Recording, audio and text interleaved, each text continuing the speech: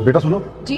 धीरज दीक्षित यही काम करते हैं? वो यहाँ काम नहीं करते, वो इस ऑफिस के मालिक है और मैं भी उनकी कंपनी में ही जॉब करती हूँ। मतलब ये पूरा ऑफिस धीरज दीक्षित का है? जी बताया तो उन्हीं का ऑफिस है। बताइए आपको क्या काम है उनसे? अगर आप उन्हें जानती हैं तो मेरा एक छोटा सा काम कर देंगी? जी बताइए क्या काम है? ये 2 लाख रुपए हैं, ये उन्हें दे देना आप। 2 लाख रुपए? आप है कौन? जी आप वो छोड़िए, आप ये पैसे उन्हें दे देना और उन्हें बोलना नरेश दीक्षित आया था किशनगढ़ से। अच्छा तो आप सर के गाँव से आए हैं? हाँ उनके गाँव से हूँ, मैं उनके पड़ोस में ही रहता हूँ और मैं किसी काम से शहर आया था और मैंने सोचा ये पैसे उन्हें देता जाऊँ। सर फिर आप बाहर क्यों खड़े हैं? आइए अंदर चलिए, वो आते ही होंगे, उनसे मिलके चले जाइए।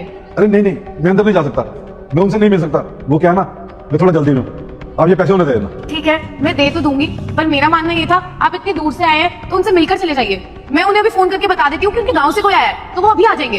अरे बेटा आप समझ क्यों नहीं रहे, मुझे बहुत जल्दी जाना है और वैसे भी मेरी 7 बजे की ट्रेन है, अभी निकलूंगा तभी तो टाइम से पहुंच पाऊंगा। और अगर मैं धीरज जी से मिलने के लिए रुका ना तो मेरी तो ट्रेन ही छूट जाएगी। जैसा आपको ठीक लगे। आप उन्हें मेरा नाम ही बता देना, वो अपने आप समझ जाएंगे। नरेश जी किशनगढ़ से, मैं उनको बता दूंगी। वैसे आपसे एक बात पूछूं, हाँ जी पूछिए। धीरज कैसा है? जी सर वो बिल्कुल ठीक है। आपको पता है वो अपने एम्प्लॉयज का बिल्कुल अच्छे से ध्यान रखते हैं, बिल्कुल अपनी फैमिली की तरह ट्रीट करते हैं। वो यहाँ पे खुश तो है ना? सर वो बहुत खुश है और सच बताओ वो बहुत अच्छे इंसान भी है। मैं पिछले 2 सालों से उनके यहाँ काम कर रही हूँ, आज तक उन्होंने ऊंची आवाज में बात तक नहीं करी। वो इतने अच्छे इंसान है कि उन्होंने आज तक किसी का बुरा नहीं किया, पर उनको सिर्फ दुख इसी बात का है कि उनका परिवार उनके साथ नहीं है। वो काम की वजह से शहर में रहते हैं और उनका परिवार गाँव में रहता है। वो अपने परिवार के साथ खुश रहना चाहते हैं। उसे अपने परिवार की बहुत याद आती है ना?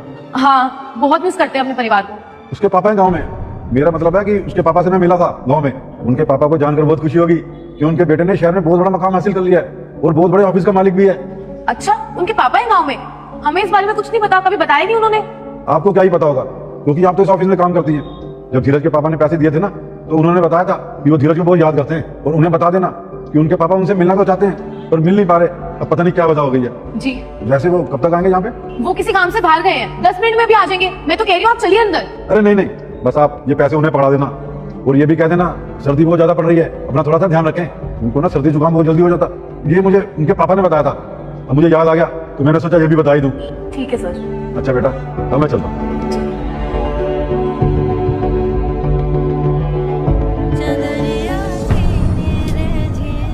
सर किशनगढ़ से कोई नरेश जी आए थे, 2 लाख रुपए देके गए।